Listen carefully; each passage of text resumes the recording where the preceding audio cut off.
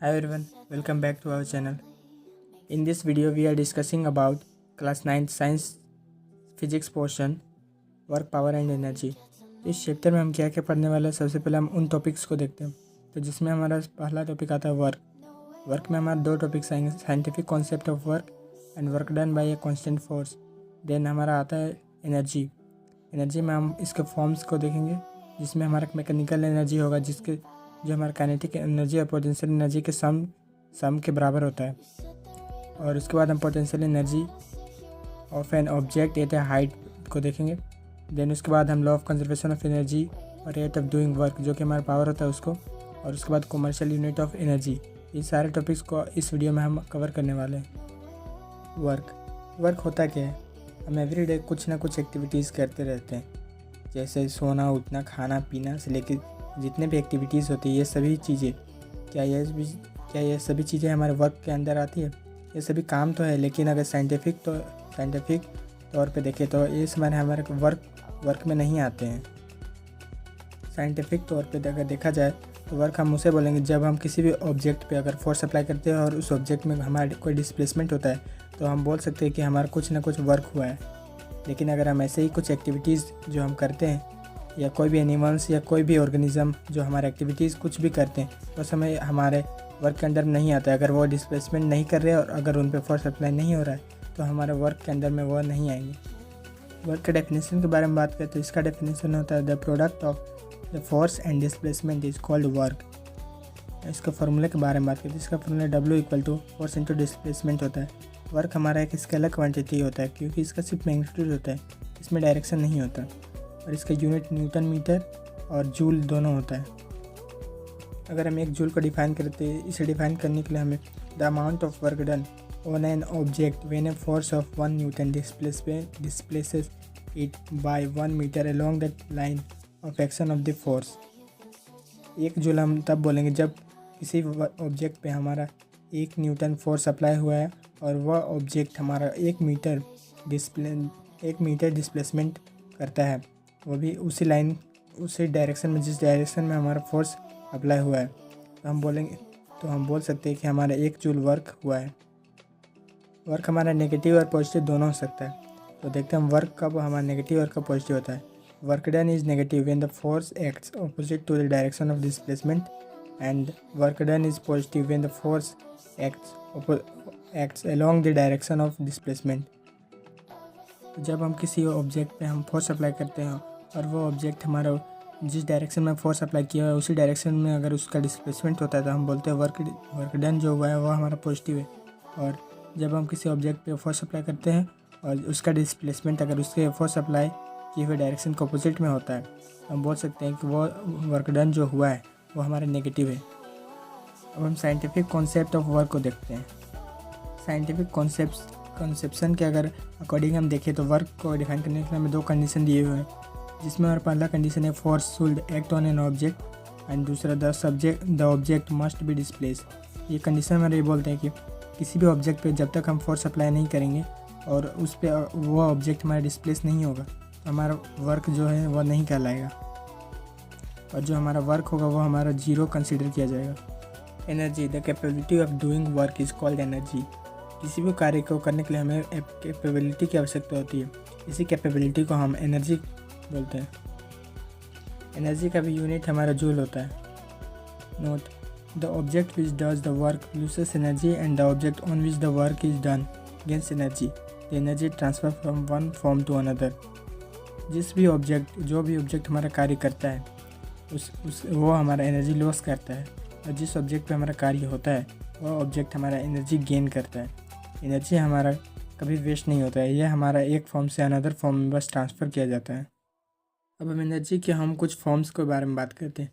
हमारे एनर्जी जो होता है वो कई रूपों में एग्जिस्ट करता है, जो कि हमारा एक mechanical energy, heat energy, chemical energy, electrical energy and light energy.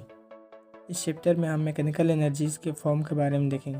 Mechanical जो एनर्जी होता है वो हमारा काइनेटिक एनर्जी और पोटेंशियल एनर्जी के सम के इक्वल होता है।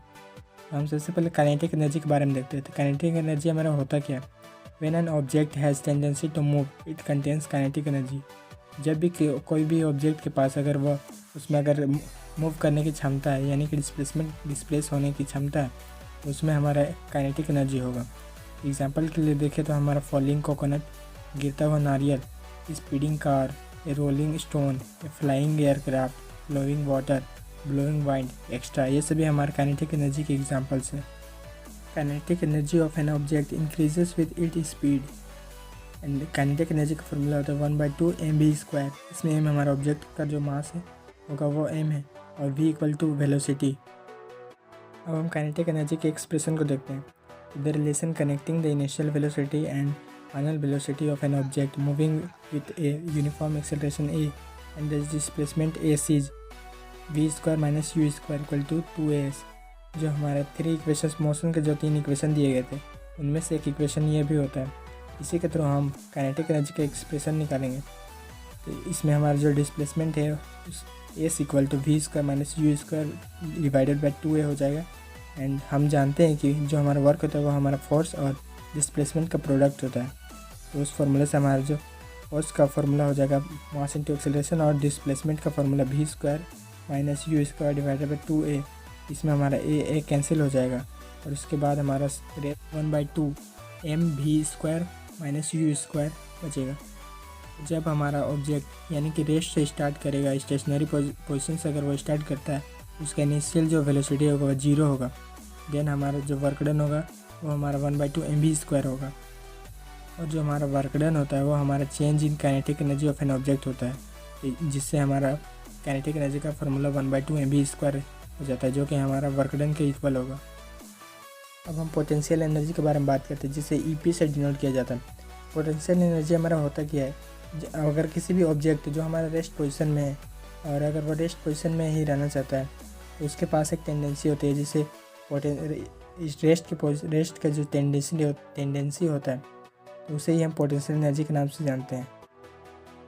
जो हमारा पोटेंशियल एनर्जी होता है वो ग्रेविटी के अगेंस्ट कार्य करता है, यानी कि अगर हम किसी भी ऑब्जेक्ट को अगर ऊपर उठाएं तो उसमें हमारा जो फोर्स होगा वो ग्रेविटी के अगेंस्ट होगा, जिसकी वजह से हमारा जो ग्रेविटेशन जो पोटेंशियल एनर्जी का जो फॉर्मूला हो जाता है वो हमारा EP इक्वल टू mgh हो जाता है।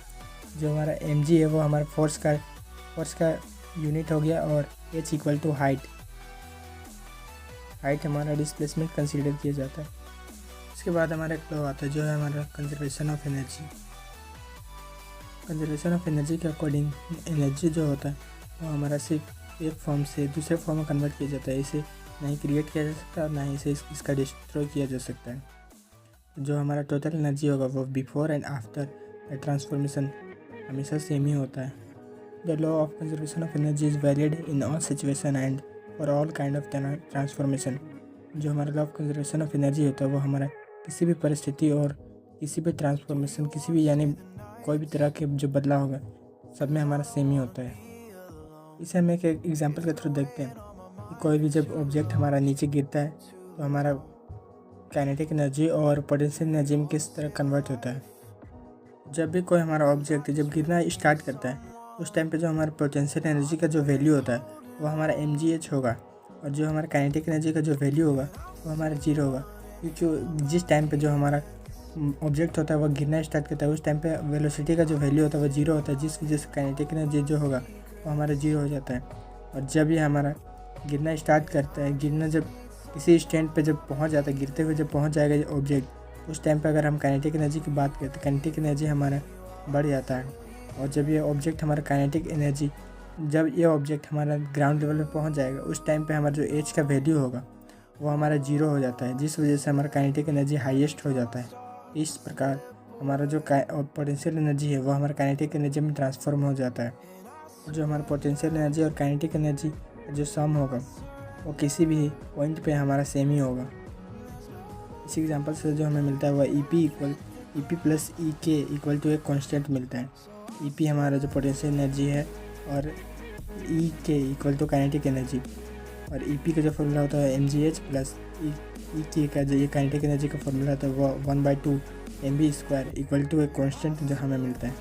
उसके बाद हमारा आ जाता है पावर, जो एक हमारा रेट ऑफ डूइंग वर्क है। यह भी हमारा वेलोसिटी और स्पीड की तरह ही चेंज इन टाइम होता है। इसके डेफिनेशन के बारे में बात करें तो इसका डेफिनेशन होता है the rate of doing work और rate of transfer of energy is called power. Power का फॉर्मूला था वर्क अपॉन टाइम और इसे P इक्वल टू W/T से डिनोट किया जाता है। इसका यूनिट जो होता है वो हमारा वॉट होता है और इसे W से डिनोट किया जाता है। वॉट हमारा जेम्स वॉट के ऑनर में रखा गया है, क्योंकि जेम्स वॉट नहीं, वॉट जो हमारा जो पावर था उसकी खोज की थी। एक watt equal to 1 joule per second होता है और 1 watt equal to 1 joule per second भी लिखा जाता है। हम अगर एनर्जी के लार्जर यूनिट के बारे में बात करते हैं, इसका larger unit 1 kilowatt equal to 1000 watt होता है और 1 kilowatt equal to 1000 watt and 1 kilowatt equal to 1000 joule per second भी लिखा जाता है। जो हमारा पावर होता है वो हमारा टाइम टू टाइम वेरी करता है, इसलिए इसमें हमारा एक एवरेज पावर भी आ जाता है। एवरेज पावर का फॉर्मूला होता है total energy consumed upon total time taken.